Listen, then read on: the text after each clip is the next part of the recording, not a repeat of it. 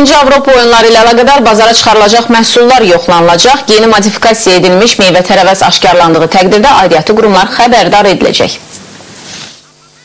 1-ci Avropa oyunlarına 64 gün qalır. Ölkəyə gələn turistlərin təhlükəsizliyi ilə yanaşı, onların düzgün qidalanması da vacib amillərdən sayılır.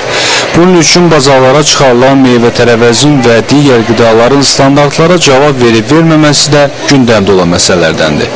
Standartlaşdırma, metrologiya və patent üzrə Dövlət Komitəsindən verilən məlumata görə, son 3 ayda qidaların keyfiyyəti, təhlükəsizliyi, onların standartlara cavab verib-verməməsi, onlarda yeni modifikasiya olunmuş məhsulların olması ciddi şəkildə araşdırılır. Bizə ən çox uşaq qidaları ilə bağlı, sonra meyvə-tərəvəzlərlə bağlı, bəzi dənli bitkilərdə, məsələn, düyüləri təqdim olunmuşdur Dövlət Nəzarəti tərəfindən.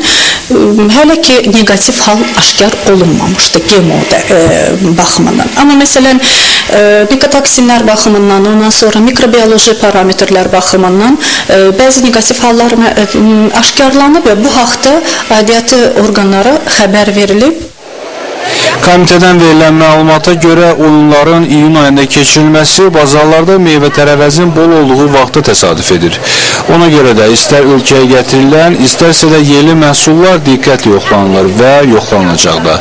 Qurum rəsmisi bunun üçün lazımı laboratoriyanın və avadanlıqların olduğunu da bildirdi.